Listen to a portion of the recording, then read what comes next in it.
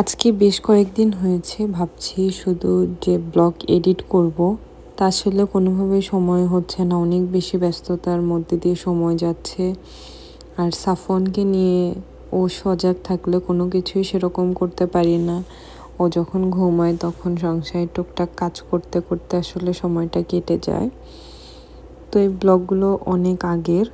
আমি আস্তে আস্তে আপনাদের সাথে শেয়ার করব, যেহেতু আমি সময়ের জন্য খুব তাড়াতাড়ি ব্লগগুলো আপলোড করতে পারছি না। তো আমরা এটা আমেরিকাতে আসার পরে ব্লগ আমরা সাফওয়ানের জন্য কিড সিটি থেকে অনেকগুলো জামা কিনে নিয়েছিলাম, কারণ ওর জন্য আমরা বাংলাদেশ থেকে আসার সময় সেরকম কোনো জামা কাপড় নিয়ে আসি নাই। আর এখানে ওর জন্য একটা ওয়াটার পট দেখছিলাম। ওয়াটার পট ওর জন্য যেটা এনেছিলাম সেটা একটু সমস্যা হয়েছে। সেটার একটা ফানি ঘটনা, মানে কয়েকদিন যেহেতু আমরা প্লেনের মধ্যে ছিলাম, কয়েকদিন বলতে 24 ঘন্টার মতো যেহেতু আমরা প্লেনে ছিলাম, তো অনেকটা টাইম পটে পানি ছিল, কেমন একটা ভাবসা গন্ধ হয়েছিল। তাই আমি আমার হাজব্যান্ডকে বলেছি যে একটু তুমি চুলায় হালকা পানি গরম দিয়ে পটটা একটু জাস্ট বয়েল করবা। ও কী করছে, সেটা চুলায় বসিয়ে দিয়ে ও সেরকম করে রান্না করে যেভাবে, ওরকম করে রান্না করছে, আর পটটা একদম নষ্ট হয়ে গেছে। এই জন্য আসলে অনেক বেশি দরকার ছিল, তো আসলে ওখানে ওরকম পছন্দ হচ্ছিল না। আর আমরা টুকটাক সাফওয়ানের জন্য খাবারও নিতে আসছিলাম, কারণ ও রিসেন্টলি দেখতেছি যে ও একটা সস, গারবারের যে সসগুলো পাওয়া যায় বিভিন্ন ফ্রুটসের, তো সসগুলো খুব বেশি পছন্দ করতেছে। তো আমরা প্লেনের মধ্যে ওকে এটা খাওয়াই দিছিলাম, প্লেন থেকে আমাদেরকে দিয়েছিল। আর ওর জন্য একটা সিরিয়ালও নিয়ে নিচ্ছিলাম, এটা রাইস সিরিয়াল। এই রাইস সিরিয়ালটা ওকে আগেও দিয়েছি, আপনারা হয়তো কোনো একটা ভিডিওতে দেখেছেন।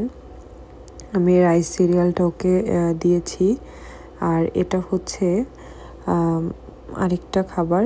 তো ওর জন্য টুকটাক আরও অনেক কিছু খাবার দাবার নিয়ে আমরা এখানে বাসায় যেহেতু বাচ্চারা ছিল, বাচ্চাদের জন্য এখানে কেক দেখছিলাম যে আসলে কি নেওয়া যায়। তো ফাইনালি কেক নিয়েছি। আর এখানে এই যে এগুলো সাফওয়ানের জন্য নিয়েছি কিছু সস, আর টুকটাক আরও খাবার নিয়েছি। আর এখানে যেহেতু ফল সিজন চলতেছে, এখানে শপিং মল থেকে আসলে বের হইলেই দেখা যায় এরকম পিছনে মানে রেখে দেয়। এটা দেখে আমার কাছে খুবই ভালো লাগে, মানে দেখতে আসলে অনেক সুন্দর লাগে। আর আমরা যেহেতু সাফওয়ানকে বাসায় রেখে এসেছিলাম, তো আমরা দুইজন টুকটুক করে হাঁটতে হাঁটতে চলে গিয়েছিলাম। আর এখানে ঢোকার সময় ভাইয়াদের বাসায় অনেক সুন্দর এখানে সিম ধরেছে, তো সিম গাছগুলো অনেক বেশি সুন্দর। আর এটা বাসার পিছনে। তো সাফওয়ানকে নিয়ে, সাফওয়ান যেহেতু একটু কান্নাকাটি করতেছিল বাসার মধ্যে, তো বাইরে বের হওয়ার জন্য, আর বাইরে বসেছিলাম, হঠাৎ ভাবি এসে বলল যে লাউ কাটি চলো। তো আমাকে দিয়ে আসলে লাউ কাটাইতেছিল, দুটো লাউ কেটে দিয়েছি। মানে অনেক বেশি সুন্দর, বিদেশে বসে এত সুন্দর মানে সব কিছু উৎপাদন করাটা আসলে সত্যি ভাগ্যের ব্যাপার। আমাকে আসার সময়, আমাদের বাসায় আসার সময় আমাকে দিয়ে দিয়েছিল অনেক সবজি, সেটা আসলে আমি অনেক দিনে শেষ করতে পেরেছি। আর এই যে বড় যে মিষ্টি কুমড়োগুলো দেখছেন, এগুলো বীজ রাখার জন্য রেখে দিয়েছে। আপনারা অনেকেই হয়তো জানেন যে এটা যখন পাকার পরে, এটা যখন বশ হয়ে যায় তখন এটা খাওয়া যায়। এটা আসলে খেতে ভালো লাগে, যারা খেয়েছেন তারা হয়তো এটা চিনতে পারবেন যেটা আসলে কি বলে, আপনাদের এলাকায় কি বলে সেটা অবশ্যই কমেন্ট করে বলবেন, দেখি আমাদের এলাকার সাথে আপনাদের এলাকার এটার নাম মিলে যায় কি না। এখানে অনেকগুলো চাল কুমড়ো, এগুলো চাল কুমড়োর বর্ষের মতো রাখা হয়েছিল। তো এগুলো এখানে আমি দেখছিলাম, এমন কিছু নাই যে মানে ভাবিরা লাগায় নাই। এখানে কচু গাছ থেকে শুরু করে মিষ্টি আলু, চাল কুমড়ো, সিম, তারপরে পেঁপে গাছ, এখানে আরও অনেক ধরনের গাছ ছিল যেগুলোর আসলে আমি নামও জানি না। আর এই যে এই গোলাপটা অনেক বেশি সুন্দর, তাই না? এই গোলাপটাও হচ্ছে একদম চিপার মধ্যে পড়েছিল, সেরকম মানে পরিষ্কার জায়গায় না, একটু হালকা গ্যাপে পড়ে গেছে, নয়তো আরও অনেক মনে হয় গোলাপ ধরতো। তো তারপরে অনেক সুন্দর গোলাপ ফুল ফুটেছিল, দেখলাম অনেক ভাল লাগে। আসলে প্রাকৃতিক সৌন্দর্য অন্যরকম ভালো লাগে, সেটা আসলে বলে বোঝানোর মতো না। আর এই যে এখন ঠান্ডা পড়েছে, ঠান্ডা পড়ার পরে তো এটা একদম মানে নষ্ট হয়ে যায়। আমাদের এখানে কালকে না তার আগের দিন থেকে স্নো পড়তে শুরু করেছে। এটা যেহেতু আমি অনেক পরে ভিডিওটা এডিট করছি। আর এখান দিয়ে অনেক বেশি মরিচের গাছ ছিল, মরিচ বিভিন্ন জাতের মরিচ ছিল, বোম্বাই মরিচ থেকে শুরু করে ছোট মরিচ, বড় মরিচ, ঝাল মরিচ, আর অনেক ধরনের মরিচ। আমি সবগুলো আসলে দেখছিলাম এন্ড আপনাদের সাথে একটু শেয়ার করছিলাম। আমার কাছে দেখে এত বেশি ভালো লাগে যে আসলে মানে আল্লাহর কাছে শুকরিয়া যে এত সুন্দর মানে আমেরিকাতে বসে উৎপাদন করতে পেরেছে।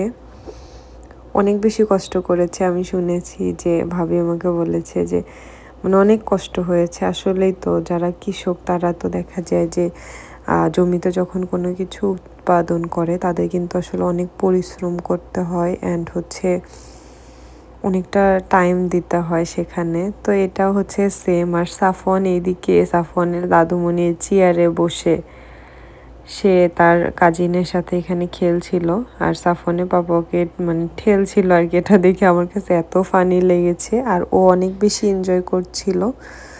আর ও যেহেতু তখন মোটামুটি একটু সুস্থ ছিল, আসার পরে তো একটু অসুস্থ, মানে আসার পরে অলরেডি সুস্থ হয়ে গিয়েছিল, কিন্তু আসার সময় অসুস্থ নিয়ে আসা হয়েছিল। তো আর কি এটা হচ্ছে একটা স্টোর রুমে অনেক কিছু আছে এখানে, মোটামুটি যা কিছু সব কিছু এখানে রেখে দেয়, তাহলে বাসার মধ্যে বেশি একটা সমস্যা হয় না বা গ্যাদারিং হয় না। এখানে সোফাও আছে, আমরা বেশ খানিকটা সময় সোফাতে বসেছিলাম। সোফাটা বেশ সুন্দর। আর এদিক দিয়ে আমার শাশুড়িকে নিয়ে নেওয়ার জন্য এসেছিল। আমার শাশুড়ির যেহেতু সপ্তাহে 3 দিন ডায়ালিসিস করতে হয়, তো চাইলেও অনেকটা টাইম মানে এক জায়গা থাকতে পারে না, এটার জন্য আসলে খারাপ লাগে।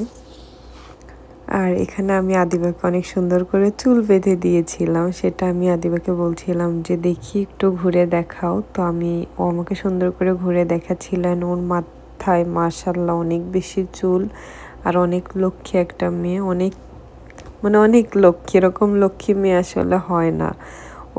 ও সবার কথা শুনে হচ্ছে সবাইকে অনেক বেশি